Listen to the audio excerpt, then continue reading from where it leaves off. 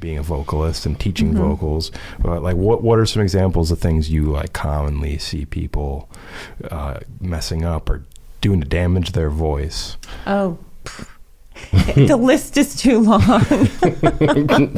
The list is very long.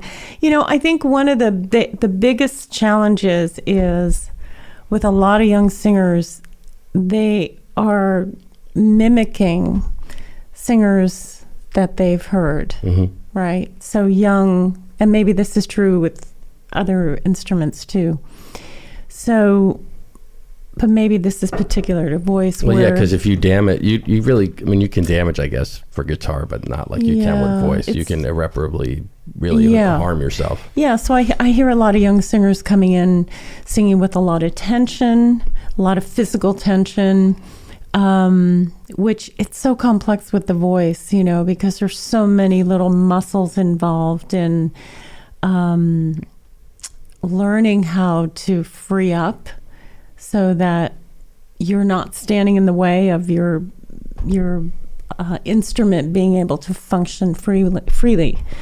But I think that's the biggest challenge, is when kids come in and they've tried to sound exactly like John Mayer in his earlier career. By the way, he's had a lot of serious issues, with his voice. He almost lost his voice completely. Because of improper technique? Well, I can't say that. It was directly, but I believe it was.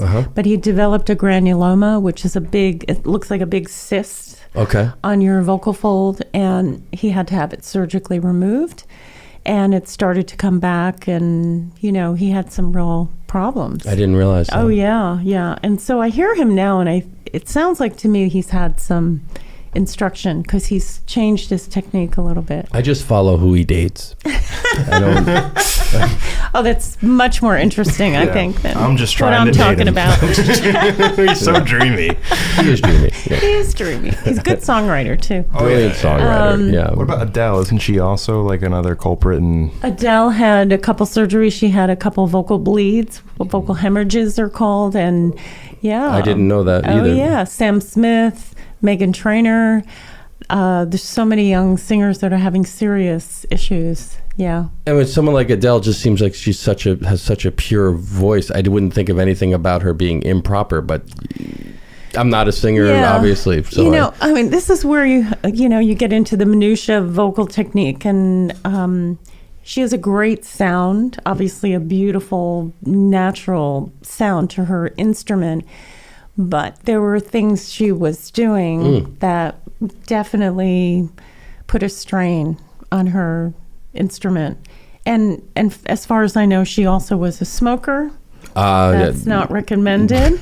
But strains in general sounds like they manifest in different ways. So a vocal bleed is one way, and then... A vocal bleed is when the very tiny little capillaries in the vocal folds themselves actually burst. Oh. And that can come from too much high velocity singing, right? A lot of strain. It could come from, by the way, all singers should know this, when you take ibuprofen, like Advil, it's a blood thinner. Yep. So if you're taking Advil and you're singing, doing a whole concert, or you have a lot of singing to do, you're in danger of bursting a blood vessel. What is it? Acetaminophen. Yeah, I think that was a percussionist from the 80s. Sorry. Say that 10 times fast. Acetaminophen. After Brad's technique, you definitely need some acetaminophen after that. Oh, God. Yeah. That's better to take if you've got a hangover or headache or whatever. I didn't realize. Or Cuica elbow. Or Cuica elbow. Exactly. Yeah, what I've always been, I think about how hard it like, as far as the instruments are concerned to play, it seems like trumpet is the most difficult as far as maintaining. Oh God! Yeah. But the voice, like, that's hard. I could never. I'm so glad that I enjoyed guitar as a young age and that I had no singing ability whatsoever, because I don't have the discipline to get through a day without doing something bad in general. But with the voice, there is you have to really maintain your whole lifestyle around. It's got to be exhausting. It is. Yeah. Yeah. I mean, it is. And, now, because I'm doing so much teaching and I talk all day long, I have to really watch how I'm placing my voice. I have to make sure I'm breathing in a supportive way. Yeah. And, and that you don't drink, like you probably don't. I offered you coffee and you had water, so I'm suspecting like there's certain things that you just stay away from, in like caffeine and that sort of thing. I mean, I'd have coffee every day. Okay. I love coffee, but I only have 1 cup in the morning. That's it. Right. Yeah. I have 1 cup in the morning as well. And it lasts all day long. I have 3 in the afternoon and 2 in the evening. Yeah. Yeah, I have so many. Yeah. It never. Buying too many white shirts. Yeah. That's where I wear black. Yeah. It just seems that with that though, with the voice, there's so much that you have to do to protect what you're, not only just the singing, the rest of your day has to go in support of your career. Yeah, and that's why I tell all my students, look, if this is what you're going to do for a living, I mean, I'm not on the road anymore. I'm not out there hustling gigs like I did in my 20s and 30s. But it has to be your lifestyle. You have to think like a professional athlete. You have to really protect your body and your voice. Yeah. Because if that's how you're making your money, that's, everything from enough sleep and good diet, sleeping, diet, stress, I mean, all of it, Yeah. And look, let's face it, if you're a young singer that gets a gig on the road and you start touring, whether it's as a background vocalist or your career starts to take off, you're going to have so many demands on you, with travel, sleeping in a different bed all the time. Maybe you're doing radio promotion. If you're an up and come artist, you're going to be talking all the time. You're going to be singing all the time. I mean, it's hard. Yeah.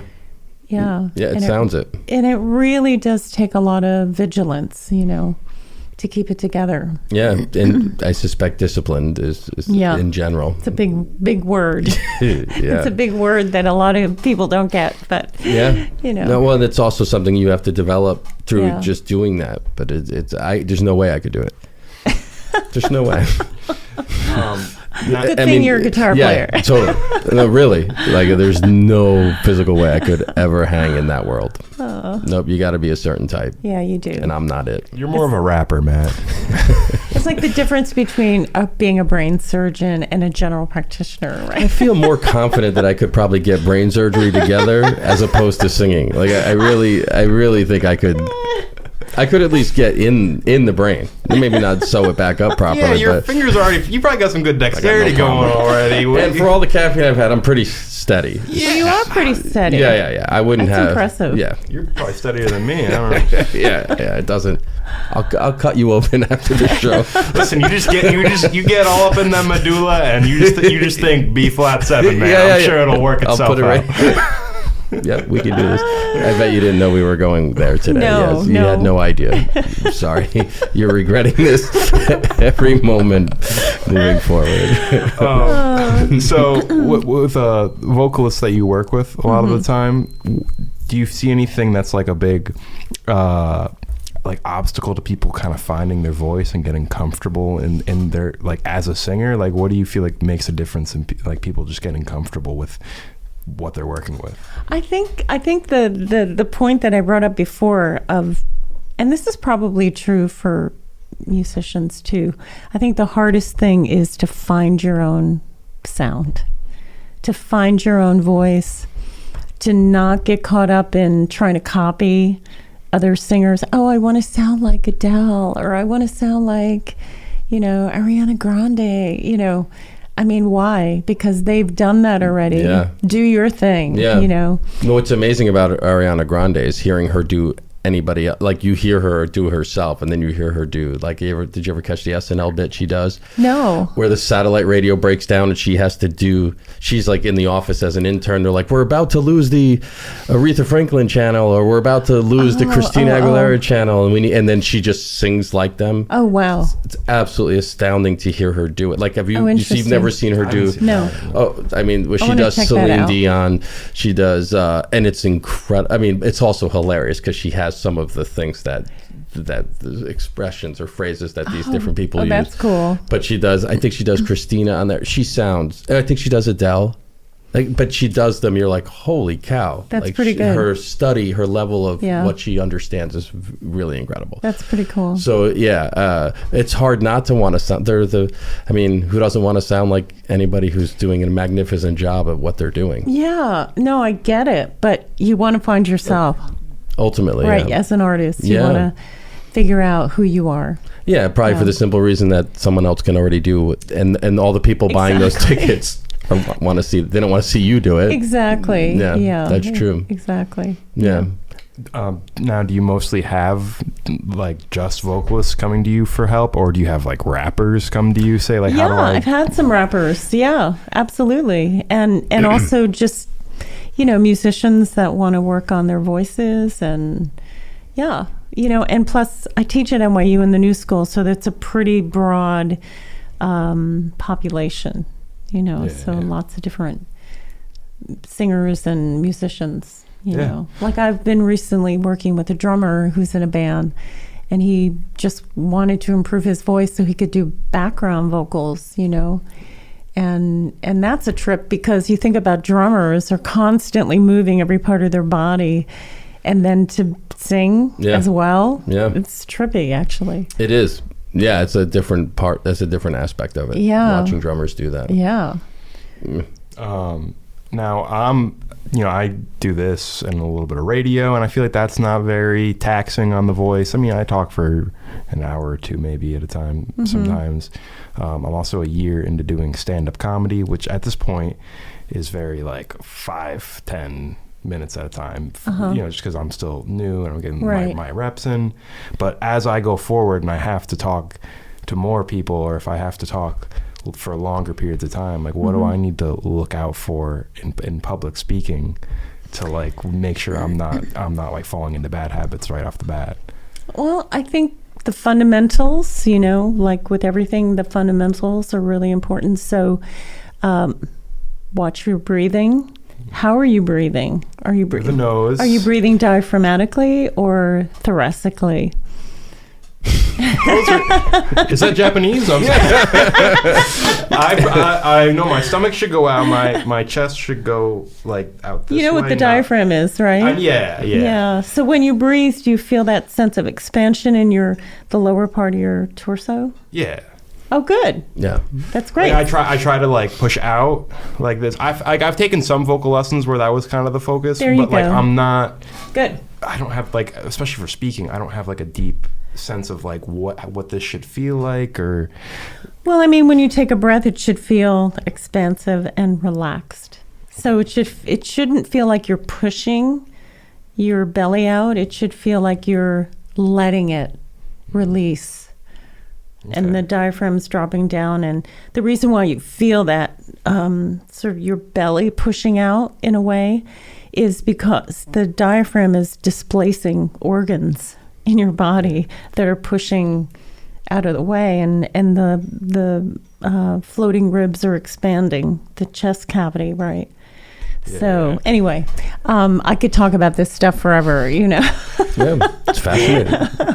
I'm like, the breathing thing, I think I've made a little bit of progress just in thinking about how I should be doing it and, trying to be conscious of it. But good. I still definitely have a lot to work on there. And it's good to hear. But sounds like you're on the right track, which is great.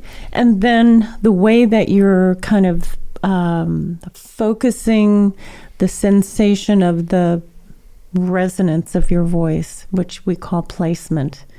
So placement is how you're focusing the feeling sort of forward into, I'm sure everybody's heard this term, the mask, right? This part of the face is called the maxilla. So we want to sort of direct the feeling forward So if I were talking like this, like way down here, that would really be putting a lot of strain on my larynx. But it's so hot. I should start talking like that. Well, I'm also like interested in voice acting and like I guess the idea of being able to like change your voice to something that almost sounds like a character. Like, like well, what do you do? That's a whole other ball game. If you're a character actor or a voice actor, you're using your instrument in a lot of different ways, right? But getting back to neutral or normal or healthy, these are like principles that you want to implement. So it's proper to be talking here up front, like, but is that separate from, you know, like, okay, I've heard rappers talk about the difference between someone like, I don't know, do you know like Slick Rick? Or, no. I'm trying to think of a good example, like rappers who talk very like nasally and up front, and then rappers who have like a much deeper like delivery that's, I guess, like what, chest voice? I don't know what the difference is. Are those both acceptable? Like, is okay. Well, and it depends on your natural vocal range, right? We're born with, you know, I just ended up a high soprano. I can't change that because it has to do with the size of the vocal folds, the thickness of the vocal folds, the length of the vocal tract. You know, if you think of it like the difference between a baritone sax and a soprano sax, right? Size and the length of the pipe, right? That is going to affect the tone and the range. So giraffes would have very deep voices. Maybe. Well, their heads are small though, right? The necks are long. But the heads are small. It's true, though. People with bigger mouths have a different sound altogether than people with, you know, smaller openings. Or at least it seems that way. And then it depends on the bone structure, like where the hard palate is sitting, right? You know, everybody's got a different structure. So more importantly, what's Al Pacino doing wrong? I mean, what's going on with it? I mean, we might as well. We're getting to the bottom of it. What? Al Pacino. Did you see that? Did you see him on the Oscars when he made a cameo? No. Did the Oscars air this year? Are we gonna go back? Sorry. Did something happen? He made a cameo with Robert De Niro and Francis Ford Coppola. Oh no, I didn't. Because Francis Ford Coppola got like a lifetime award or something, you know, which he should get. Probably deserved it. Yeah, totally.